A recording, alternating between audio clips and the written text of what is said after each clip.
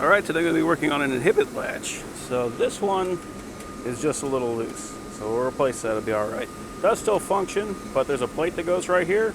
It's banging against it and it's making a really unnerving noise.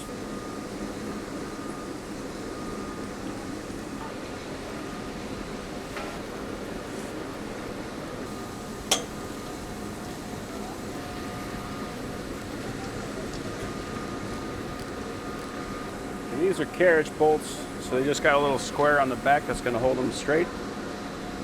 Just got to make sure they hold them forward so they don't spin on the back. You got to be real careful when you're removing them because they are super easy to drop.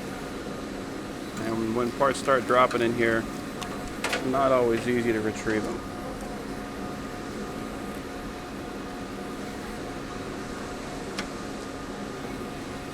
So what I'm doing is I'm just pinching it between two fingers and then pulling it around the back. So I'm just basically grabbing it like that. Now normally there's a plate over here so we can't lift it at the top. So that's how I do it. Just kind of angle it out. Now the one I'm going to be replacing it with, it doesn't have any of the fittings attached. So you have to take this one off.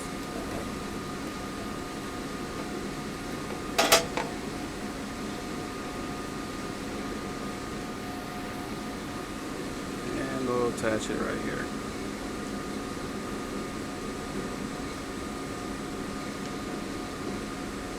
Now fortunately that did line up to the left. Sometimes if you twist it on, it'll line up like the other direction, but it has to point to the left, so if you need to adjust that, you need just to add something to it, like a nylon washer or something behind it. Something you can still seal because this has to be pressurized, but that will change the angle. What's up? You got home yet or what? No, I did. I just came back. I went home, fell asleep. You're right here the whole day? Yeah, it feels like it.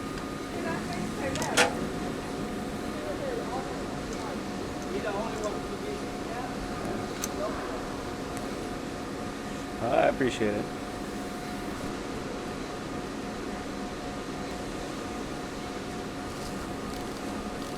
I just want to get that tight enough to where the back side of it can grab, but I can still move it around a little bit. And again, I'm just grabbing it like this and then feeding it in through the back.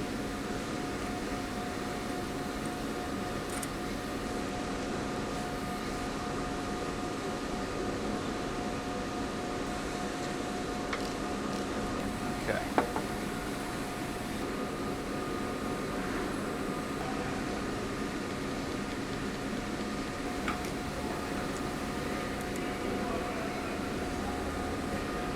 This is just using a ferrule to lock it down. You do have to give it enough room that you can actually get that ferrule in, so I'm kind of lifting it up a little.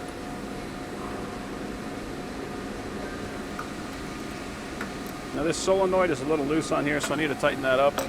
And I want to have it pointed out a little bit, so that way if I need to get this thing off, I can get that with a screwdriver easily, not have to take this whole thing apart. So I'm kind of angling it that way, and then tighten down the nut on top.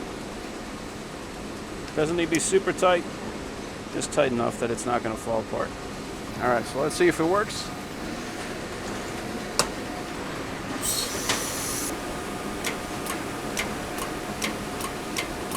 Okay, so on the side of the machine, there's a spot where you can put in this wrench.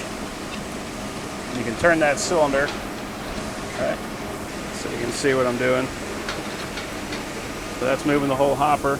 And I'm going to use that to get this down to its very bottom position. So right about there.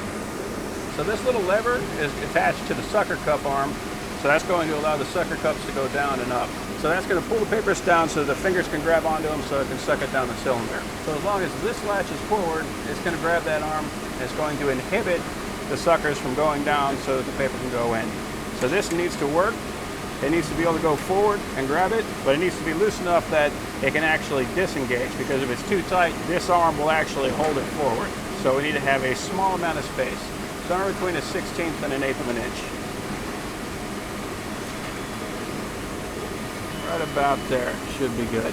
And we want to make sure that that is centered, so I usually hold it with one hand, and we can even engage it. There we go.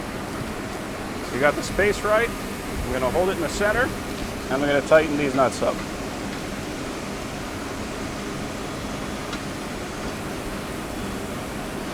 There we go. So now, that's what it looks like. So these are the sucker cups that are going to engage. So I'm just going to make this thing move.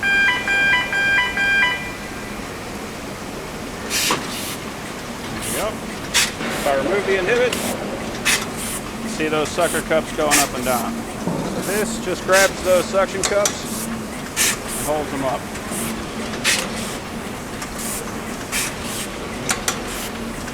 All right, so we're looking good.